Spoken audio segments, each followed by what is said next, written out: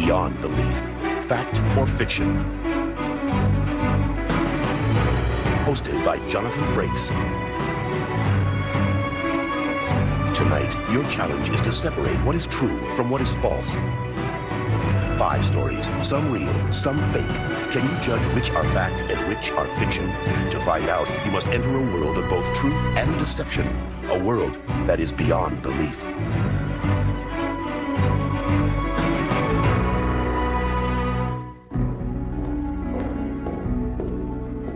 The art of decorating one's body has fascinated cultures back to the early days of the Asian empires. In our own society, tattoos, once frowned upon as reserved for the lower class or sailors on a drunk, now adorn many of the world's most beautiful people. There is something seductive yet frightening about these intricate works of body art. And while many tattoos can be obtained these days in fashionable salons, there still exists the seedy dens of danger and mystery known as the tattoo parlor.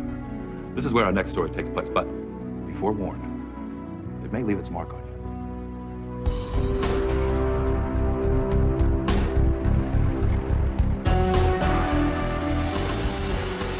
Rennie Fortis wasn't the kind of guy you'd want your daughter to hang out with.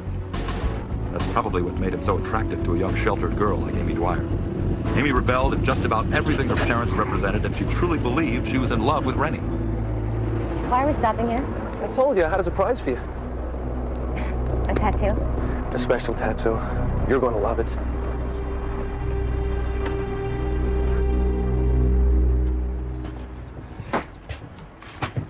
Rennie, I don't know about this. I hate needles. They really freak me out. Hey, I thought you loved me. I do love you. You know I do. It's just that Hey, if you really love me, you'll do this. I do love you. But I'm afraid. Listen, there's nothing to this. I'll be right in there with you. Come on. Do it for us. Come on.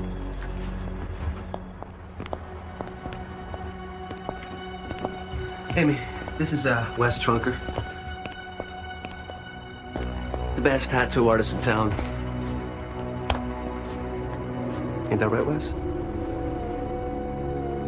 I can't complain. What do you need, Rennie? She wants a tattoo. Have you ever had a tattoo before, young lady? No. I haven't. What do you think you're up to here? Maybe you ought to mind your own business, huh? Yeah, you're right. Sorry, Rennie. Well, I'll tell you what, young lady. Why don't we go around and you see if you find anything that pleases you? She doesn't have to go around. I want you to do this one. No, I can't do it. And I won't do it. Oh, you're going to do it. You're going to put that tattoo on her neck. Do you understand? Rennie, what are you doing? Shut up. He's just a superstitious old man, that's all. There's a myth attached to the devil's tattoo. But it's all bull. Can't I just get a different one? No. I want to get this one. There's no turning back, Amy.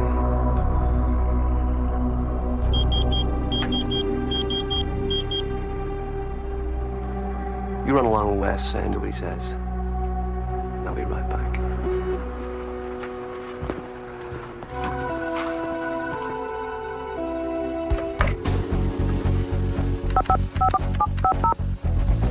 What is going on? Everything's going fine.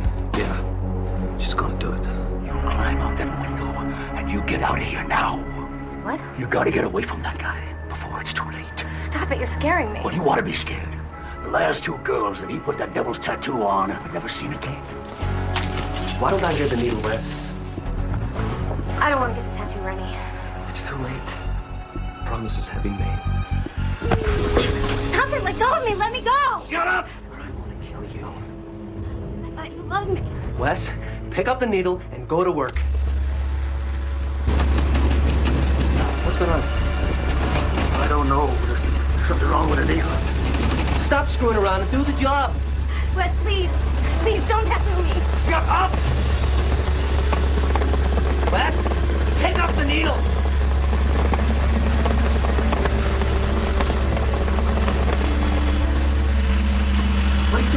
not doing anything. It's doing it on its own. Oh my God! No!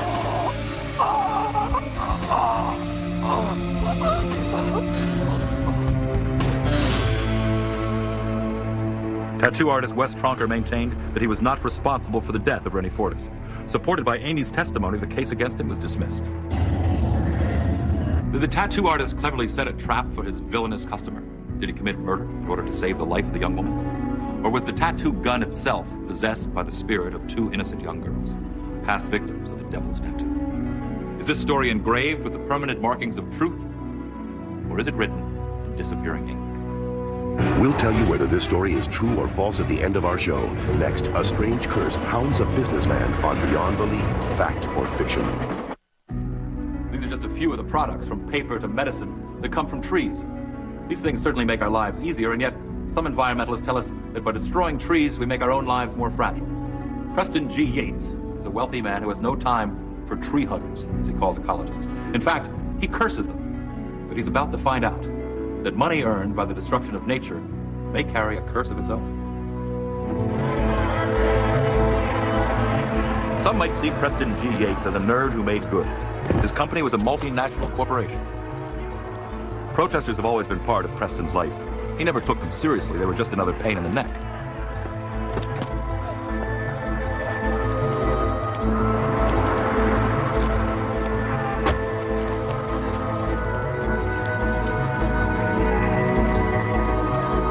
Yates was about to sign an agreement with a Japanese company to be their exclusive supplier, and those protesters weren't about to stop it.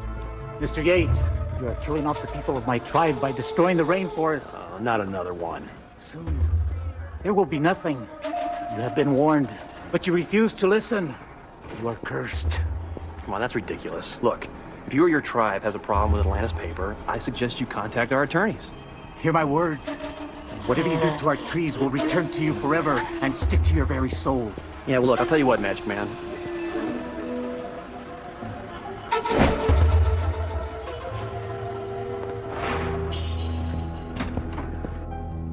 This was one meeting Yates would never forget. Gentlemen, good afternoon.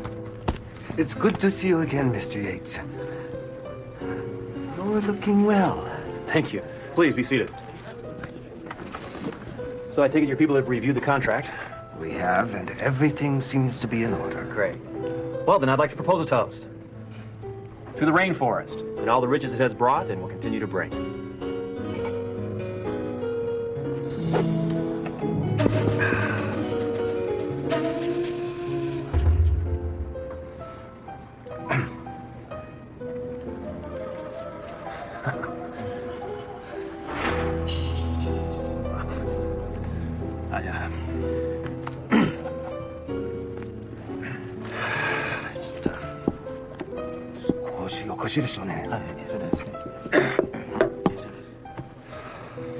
Well, gentlemen, what do you say we sign the contract before we eat?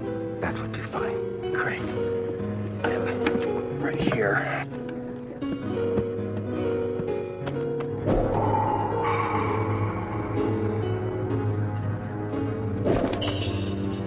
Okay, I'll get the contract. Hold on.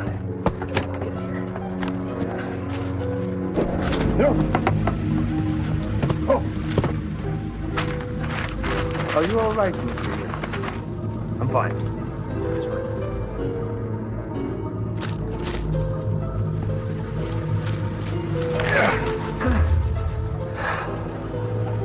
Here you go, sir.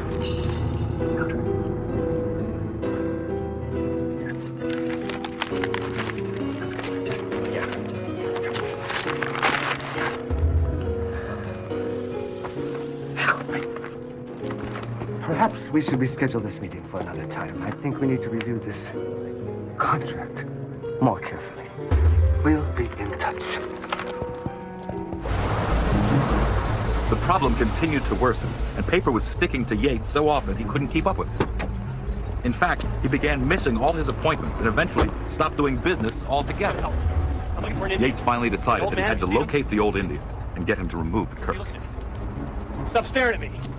Stop staring. Just stop it. Stop it. You were looking for me, Mr. Yates? You gotta break this curse. Only you have that power. How? Tell me how. I'll do anything. I already told you. You must give me your word that you'll stop killing trees. I can't. It's my work. Then you must live in your paper prison.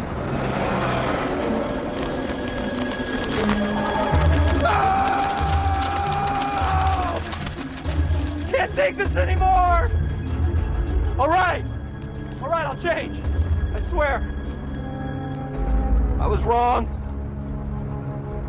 And I'll work to save the rainforest from this day on, I promise.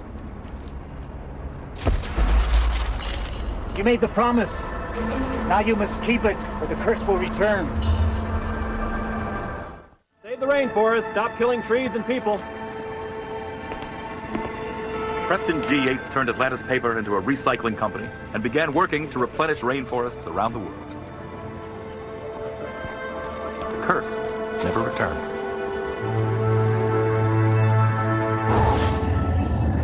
What really happened here? Did the old Indian's curse really stick to Preston G. Yates, both literally and figuratively? Or did Yates suddenly develop a condition where his body conducted an excess amount of static electricity, the way some people can walk across a carpet and then set off tiny sparks whenever they touch something? Or was Yates so paralyzed by the fear of the curse that he willed it to come true through telekinesis? Is this story of a man who attracted paper like a magnet, a tissue of lies? Or are we sticking to the facts? We'll tell you whether this story is true or false at the end of our show. Next, 2 dead bodies and an unsolvable crime on Beyond Belief, Fact or Fiction. Criminology. Fascinating science. By using the tools of the trade, specialists can reconstruct the scene of a crime, sometimes down to the smallest detail. But what happens when the scene of a crime is so baffling, the crime becomes impossible to analyze through science? It's then that detectives must turn to their greatest tool of all, the human mind. Detective Bill Ballard has a mind that is capable of both analysis and invention, and is going to need both skills to solve the strangest case of his career. I'd been a homicide detective with the Beverly Hills Police for the past 10 years, and I'd seen a lot. But a murder in a locked funeral home, that was a first.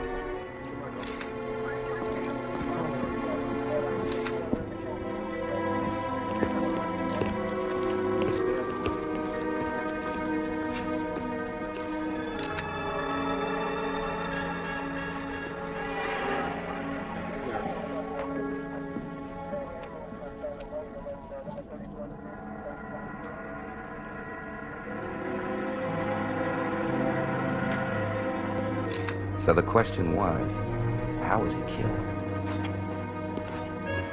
The second victim was lying on the floor next to the casket, with a knife sticking out of her chest.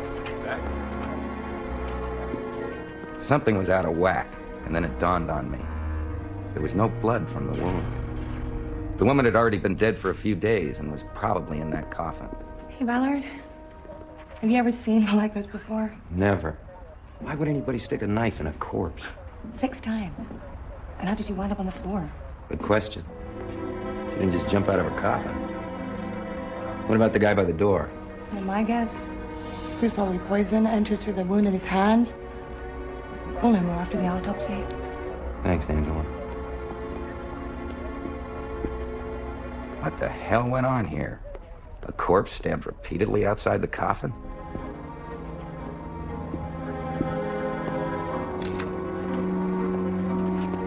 Some instinct told me to check around the coffin.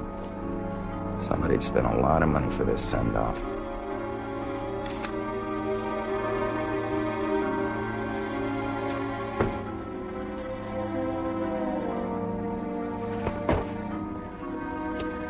So that's how she got out.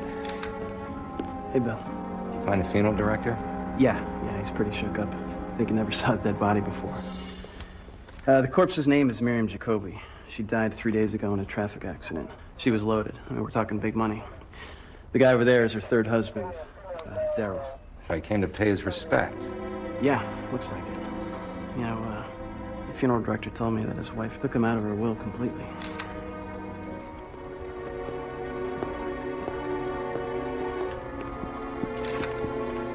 If this is real, it's got to be worth a couple of $1 million. No, that's real. You know, she had some pretty strange requests in her will. The body was delivered here yesterday with specific instructions that no one was to open the coffin. And then she wants to be buried wearing this hunk of ice. What a waste, huh? Somebody thought so. Well, so what do you think? It was a botched robbery. What? How? Who? Daryl Jacoby didn't come to pay his last respects to his dead wife. He came to steal her diamond necklace. He slipped into the room and made sure he was alone.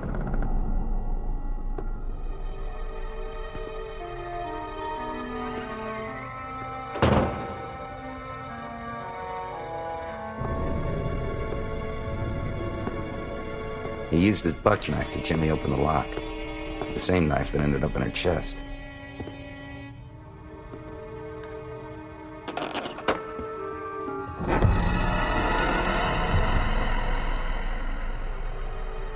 Then he reached in and grabbed a hold of the necklace. That released a barbed metal spike that shot down and punctured his hand. This ticked him off, so he yanked on the necklace even harder. That's when the spring mechanism kicked in.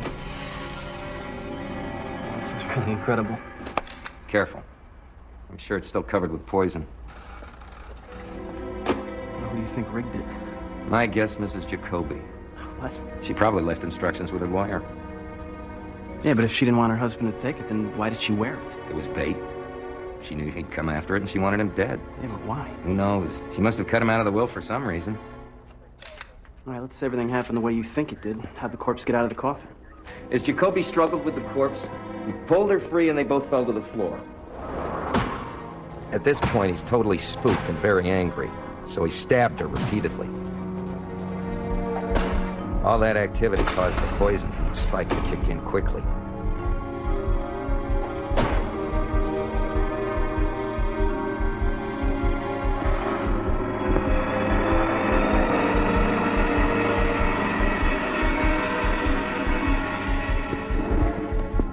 He was desperate to get out of the room and away from the nightmare.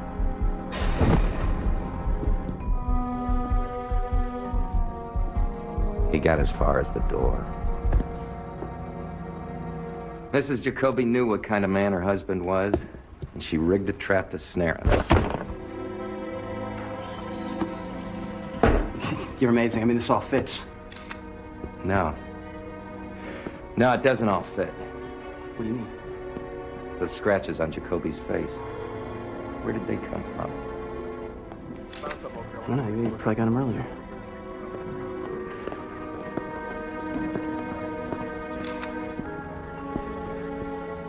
If he got those scratches somewhere else, then why is there fresh skin and blood under her fingernails?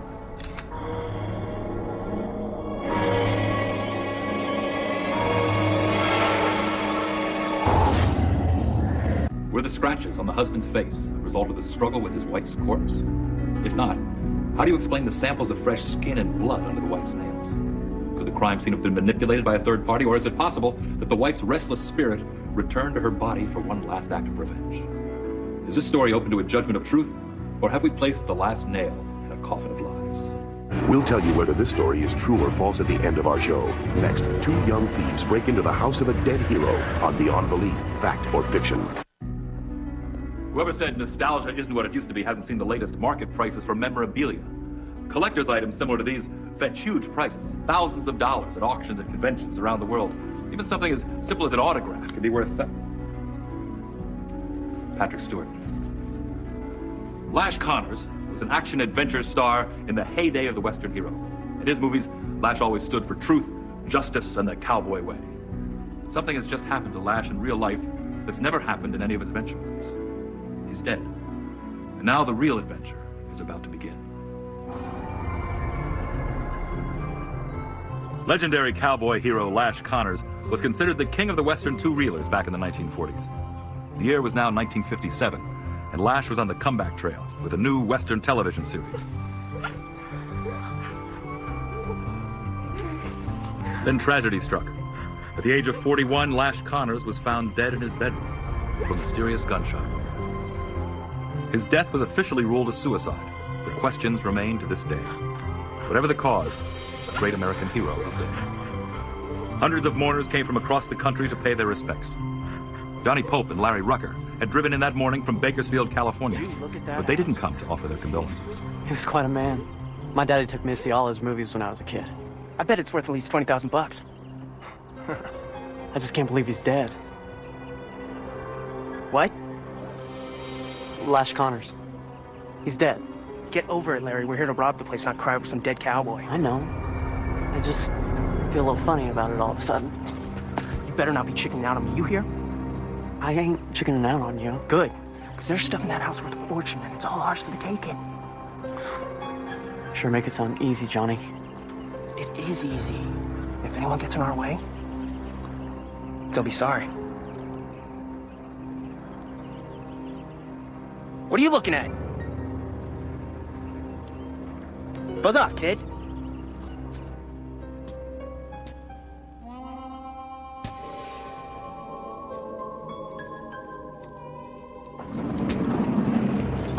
Somebody forgot to lock it. Piece of cake.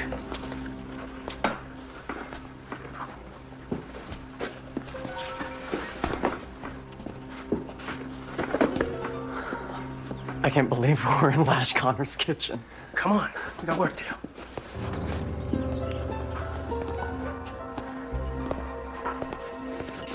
He actually ate here. He probably sat right here, at this table, drinking his juice, reading the morning paper. Would you come on? We gotta get moving. Somebody might come home. Sorry. It's just kind of amazing to me.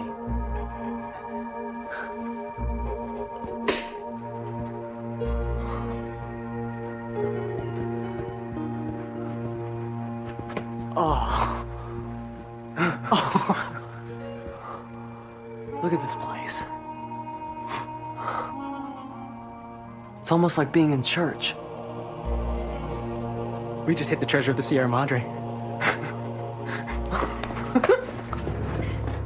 Start filling your bag.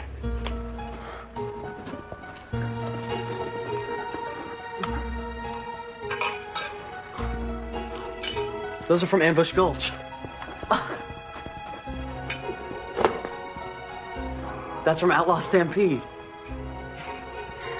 And those are from The Legend of Steel. Would you stop it?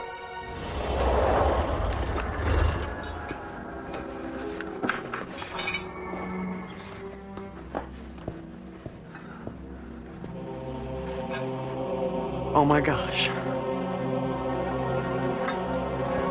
I don't believe it.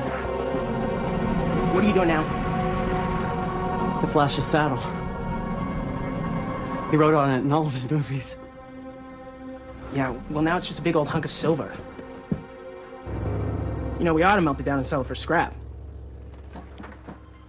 Melt down Lash Connor's saddle? You can't do that. I can do anything I want. Who's gonna stop me, you? Wait a minute. Do you hear something? It sounds like a horse at a full gallop. Maybe someone just left the TV on. No, that ain't no TV. That's a real horse. And it's coming this way. All right, grab the bags.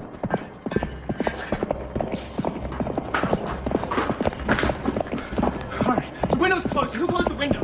Not me, I never touched it. Oh man, what is happening? Get it open. Somebody's coming.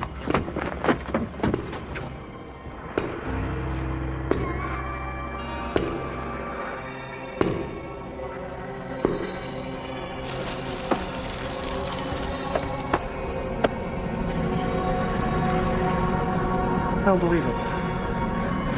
It's him. Don't you boys know that stealing is wrong? If you two keep riding down this trail, pretty soon you're going to be hightailing it from a posse and end up kicking air at the end of a rope. Let's get out of here. Open it. Open it up. Open it.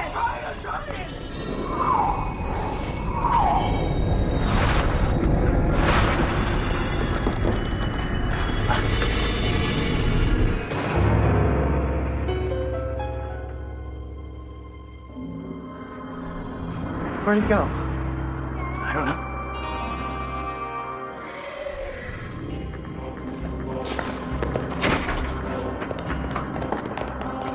Johnny Pope and Larry Rucker both chained for the good that night. They went on to lead honest, productive lives, and neither of them ever forgot the words of a local hero, Lash Connors. Who was the cowboy who confronted Johnny and Larry that night? Was it really Lash Connors? Had he somehow faked his own death, or was it some caretaker who lived in the house and decided to dress up like Lash to teach the boys a lesson? Or was it really the ghost of Lash Connors, playing the hero one last time for a couple of misguided buckaroos? What's your guess? Did this story really take place? Or are we just roping you in? We'll tell you whether this story is true or false at the end of our show. Next, a young man tries to capture a ghost from his past on Beyond Belief, Fact or Fiction. Those that are gone need not be forgotten. By keeping photos or personal items, their presence stays with us in our daily lives. Danny Truitt has vivid memories of his father, although he was a young boy when his dad died. But the photos and souvenirs his dad left behind have stayed with Danny all of his life. And right now, Danny's facing a crisis of his own, and he has no family to help him out. What Danny does have is a loyal girlfriend, a strong spirit, and a life that's about to take a twist of fate and travel to a place beyond belief.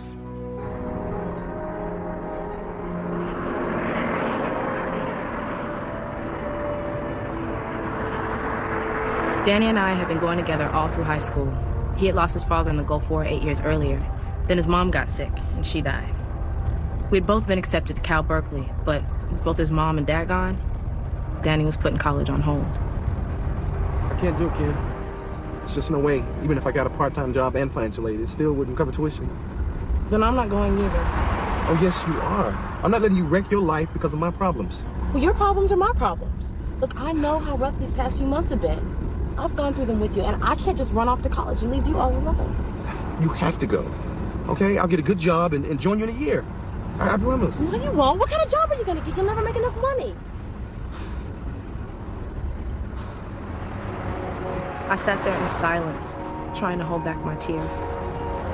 Kim, I love you. Man! What are you doing? What happened? Why'd you punch on the brakes? It's my father. Listen. Are you okay? It was my father. I'm sure it was him. He looks just like I remember. He's alive. Danny, he can't be. But it was him.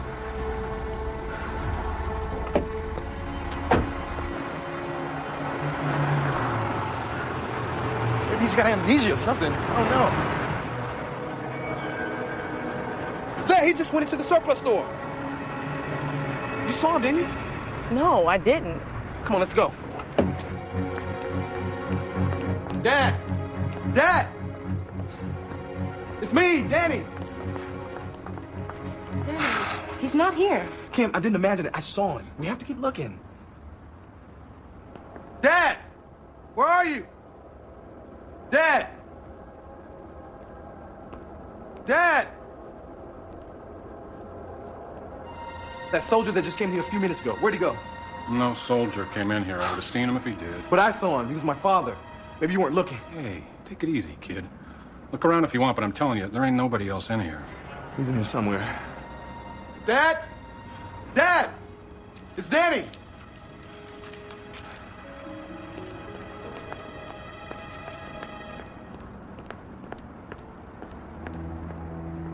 Maybe we missed an owl.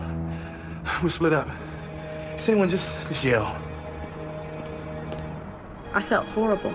I thought Danny was actually flipping out. All the stress of losing his mom, and he idolized his father. Dad!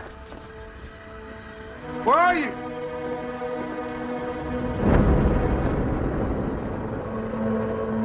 Dad?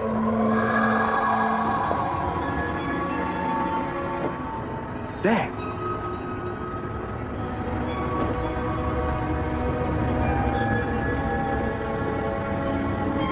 Dad?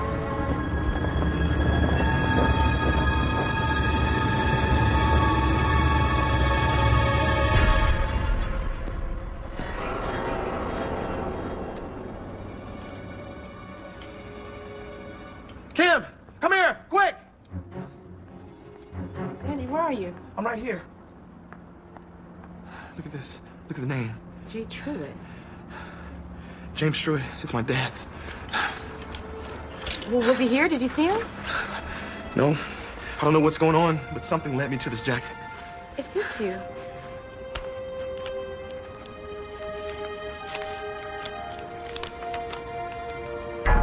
What's that?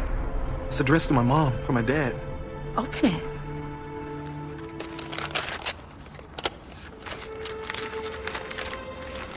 It's dated June 8th, 1990. That's the day he was killed.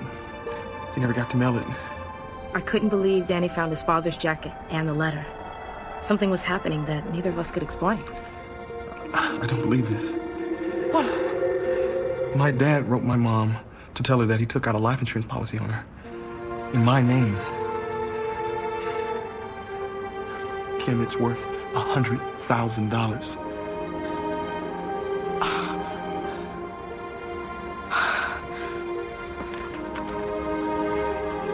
The insurance company told Danny that his father had paid off the entire premium on his mother's policy prior to his death. The company paid out $100,000 plus interest. Danny and I are now both enrolled as first-year students at Cal Berkeley. Who was the man Danny saw that day? Was it just a soldier who looked like his dead father? If so, how do you explain the fatigue jacket with the insurance policy inside? Could Danny have been hallucinating? After all, he was the only one who saw his father's image, but then there's that insurance policy. Was this tale of the ghost in the Army-Navy sewer based on an actual event? Or are we just presenting a surplus of lies? Next, you'll find out which of our stories are fact and which are fiction when Beyond Belief, Fact or Fiction returns. Now it's time to find out which of our stories tonight are inspired by actual events and which are total fiction. Now let's take a look back at the strange curse of the Devil's Tattoo. Was it fact or fiction? But please don't tattoo me. Shut up! Wes, pick up the needle.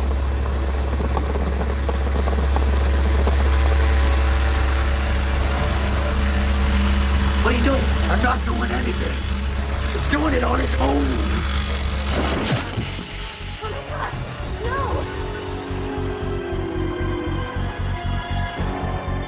Do you think this one actually happened?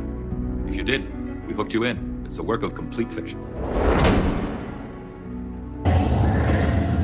What was your opinion of the man who was the victim of his own uncaring attitude about paper products? We gotta break this curse. Only you have that power. How? Tell me how. I'll do anything. I already told you. You must give me your word that you'll stop killing trees. I can't. It's my work. Then you must live in your paper prison.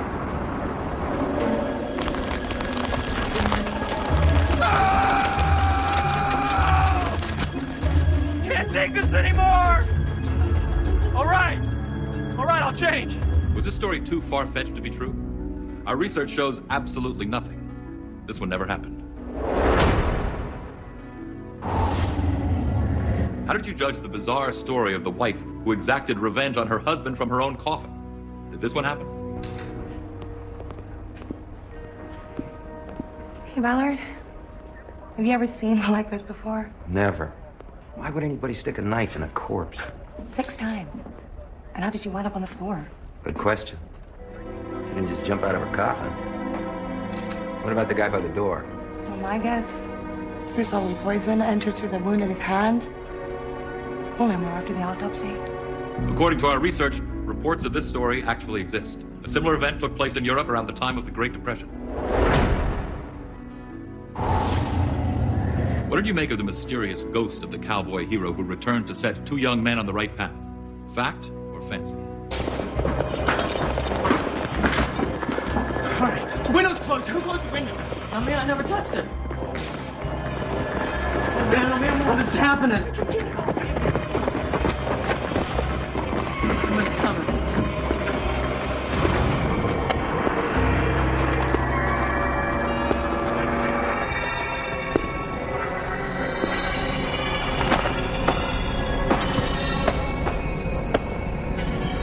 This story was actually based on a similar event that took place in Hollywood during the 1950s. What did you make of the tale of the young man who saw the image of his late father going into the war surplus store? Dad!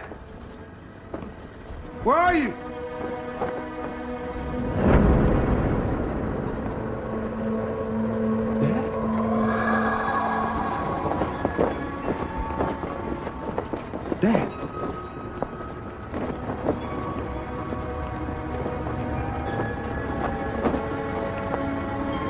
Dad. This story of a young man whose college education was paid for by the unexplainable appearance of a ghost is inspired by an actual event. It happened to a young man in the Midwest in the early 90s. So, were you able to accurately label what was truth and what was falsehood tonight? Or did the two concepts seem to blend into one? When we hold them up to the light, fact and fiction seem to have the same face. A face that fits the description beyond belief. I'm Jonathan Frakes. The story entitled War Surplus is true, based upon first-hand research conducted by author Robert Trelins. For Beyond Belief, Fact or Fiction, this is Don LaFontaine.